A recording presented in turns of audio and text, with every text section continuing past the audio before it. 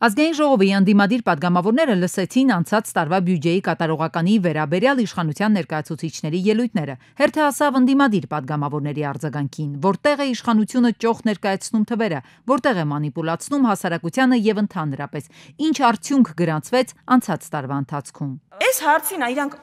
Հայաստանի քաղաքացին ավելի բարեկեցիկ ապրում, թե չէ, թող պատասխանի Հայաստանի այն քաղաքացին, որ 2018-ի համեմատությամբ ում համար հացը ավելացել է հացի գինը 35%-ով, 440 դրամից դառնալով 600 դրամ, ում համար մակարոնը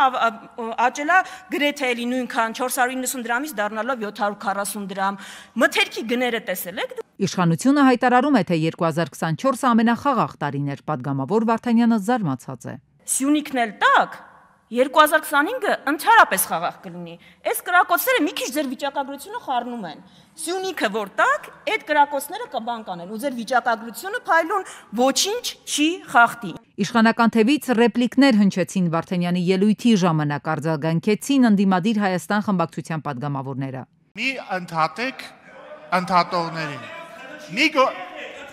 Ուրեմն լսեք ինձ պարոն Խաչատրյան, նախ սուս մնացեք, երկրորդը նախ լռեք, հետո իմ հետ խոսեք հարգալից, հետո միացեք ձեր չափերը,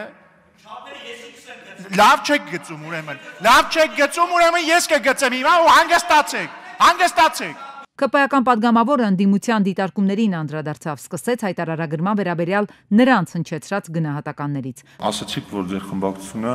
նախաձեռնել էր հայտարարագրման համակարգի չեղարկման այդպիսի նախաձեռնությամբ եք հանդես եկել, ու մենք մերժել ենք։ Այո, հանձնաժողովը բացասական եզրակացություն է տվել, չնայած նախագիծը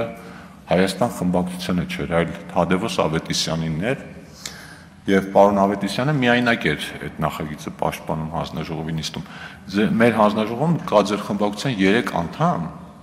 եւ այդտեղ կարող անգամ մեկ ձայնը որոշիչ լինել, բայց 2 հոգով էին մասնակցում, մեկ ընդհանրապես չէր խոսում։ Աննա Գրիգորյանի դիտարկմամբ էլ թվերը, որոնք ներկայացնում են իշխանության ներկայացուցիչները, միլիարդներով, միլիոններով մանիպուլացնող են։ Եթե օրինակ մեր բյուջեն այս 7 տարիների ընթացքում հավելյալ ինչքան էիք ասում 4.2 միլիարդ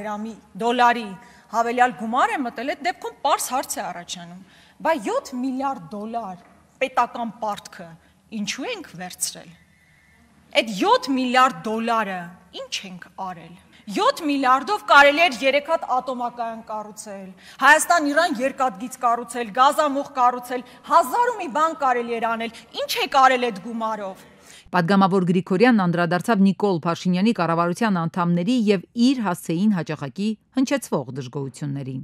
Կառավարության նիստում ասում ենք բոլորս առաջին դասարանում ենք մնացել, տգետ ենք, բայց նաեւ պարգևավճար եք ստանում։ Այդ ո՞նց է տենցել, պարգևավճարը չեն տալիս ավելի լավ աշխատանքի համար։ Այդ որ աշխատանքի համար պետք է պարգևավճար ստանաք։ Ահա այսպիսին է տնտեսական պատկերը պատգամավոր Գրիգորյանի պատկերացմամբ Հայաստանի պետական պարտքը մինչև 2018-ը 7 միլիարդ դոլար էր, 18-ից 25-ին հասել է 13 միլիարդ դոլարի։ Ըստ պատգամավորի որևէ հստակ արդյունք արձանագրված չէ, որևէ ներդրում ապագա սերունդներին չեն թողել։